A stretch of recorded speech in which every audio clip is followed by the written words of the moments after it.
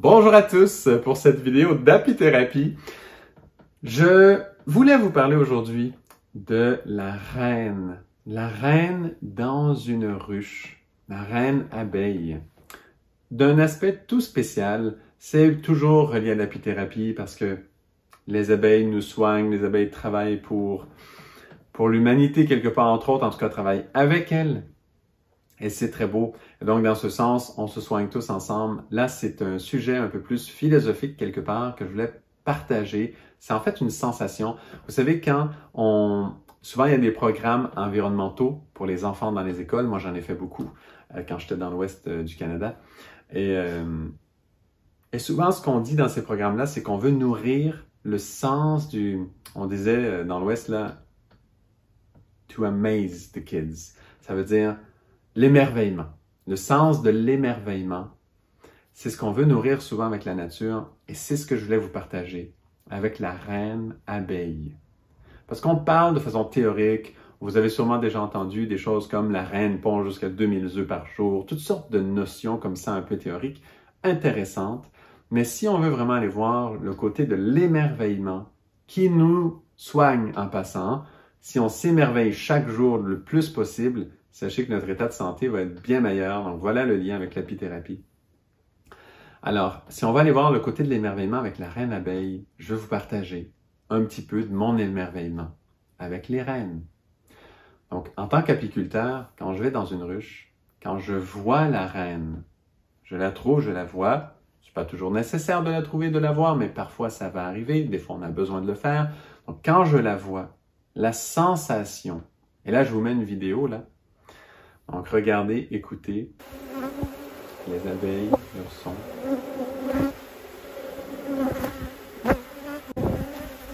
Alors, quand on voit la reine abeille, eh bien, ce qu'on voit, c'est que la vie est possible. C'est un message d'espoir immense que l'on reçoit dans notre cœur. La vie est possible. Et c'est profond parce que ça travaille symboliquement dans plein de plans. Je vais le décrire un tout petit peu. On voit des ouvrières plus petites à côté. On voit des faux bourdons, des mâles abeilles plus gros, mais qui ne font pas beaucoup de travaux, on va dire. Les ouvrières font presque tous les travaux, les faux bourdons presque pas. Et on voit la reine. Et on le sait, la vie d'une ruche dépend de la reine. Si la reine pond des œufs, tout va bien. En gros, on se dit souvent ça, en tant qu'apiculteur. Parce que la vie est assurée. Eh bien, c'est exactement ce que l'on ressent quand on voit la reine. Les ouvrières ont une vie beaucoup plus courte que la reine. Les ouvrières vont avoir une vie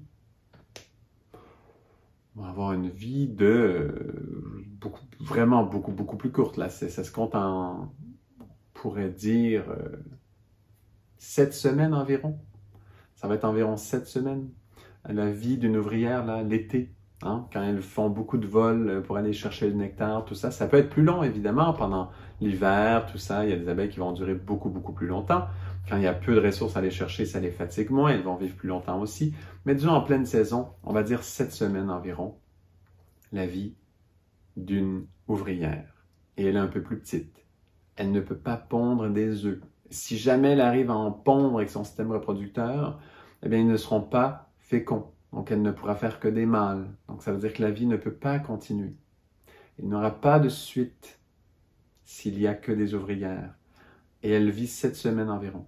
Une reine abeille peut vivre jusqu'à 7 ans environ. Il y en a qui ont déjà vécu un petit peu plus. Souvent, ça va être quand même moins. Surtout dans les ruchers, là où vraiment c'est de la production et tout. Mais bon, souvent, ça va être moins. Comme, voilà. Plutôt, parfois, ça va être juste une année. Des fois 2, 3 ans, dépendamment de la gestion de rucher et aussi de la force de la reine. Mais disons, elle vit quand même, on va dire, jusqu'à environ 7 ans. Donc l'ouvrière, 7 semaines, la reine, 7 ans.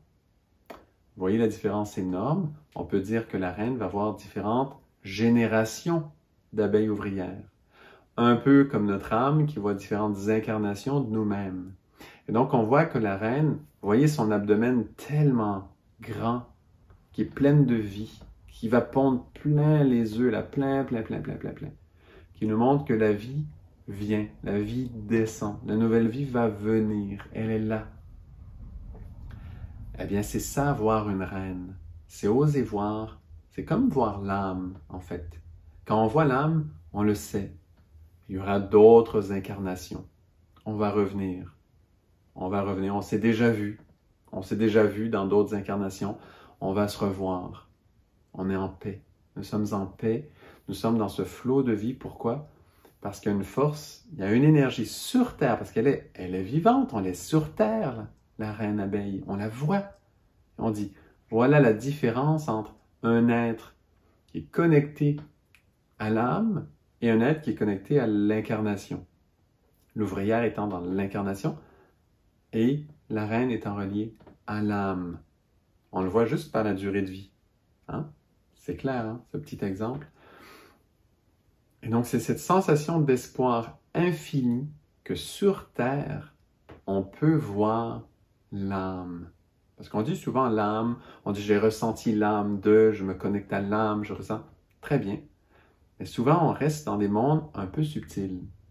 Pour ceux qui sont un peu comme Thomas ou qui ont besoin de voir, qui ont besoin de toucher, voir une reine dans une ruche, c'est exactement ça. Quand on la connaît, quand on sait ce qu'elle fait, quand on sent sa vibration, on voit la reine, on se dit voilà, il y a une âme dans cette ruche. L'âme est présente. On la voit, elle est là.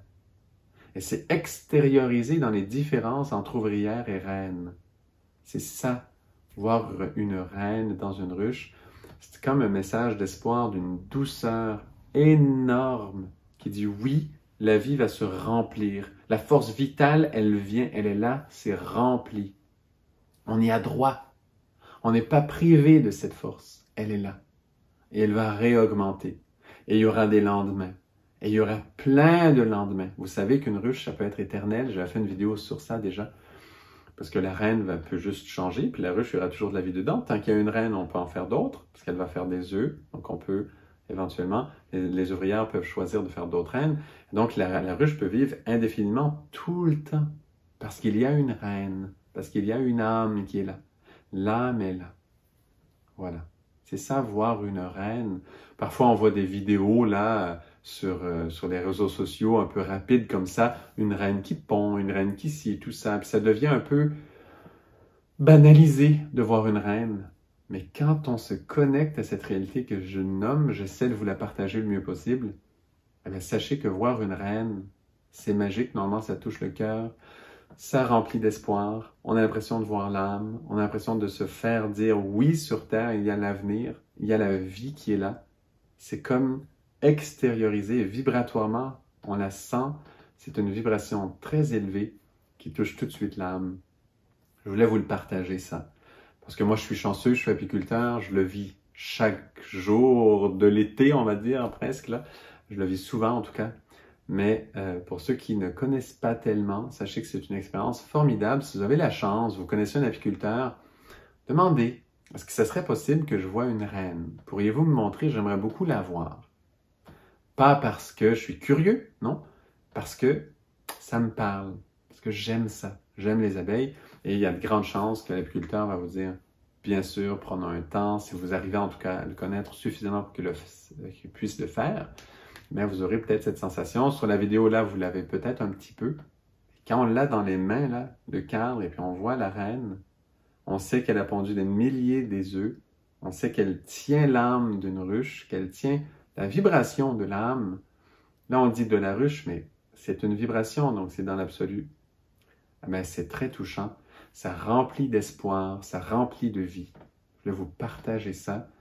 Il y en a plein d'autres, des sensations d'apiculteurs comme ça à développer. Là, je vous en donne une comme ça, il y en aura d'autres. Donc, c'est une autre sorte de vidéo un peu que les autres que j'avais fait avant. Vraiment les sensations de l'apiculteur. Voilà, j'essaie de vous les partager le plus possible, ce qui est beau dans ce travail. Et très guérissant, justement. Voilà, une apithérapie très douce. Aucune exploitation. Quand on nomme des choses comme ça, c'est doux, doux, doux. Simplement, c'est des sensations, c'est cultiver l'émerveillement. Je m'arrête là. Merci beaucoup pour votre écoute. J'espère que ça vous touche et que ça vous parle. À très bientôt pour une autre vidéo d'apithérapie.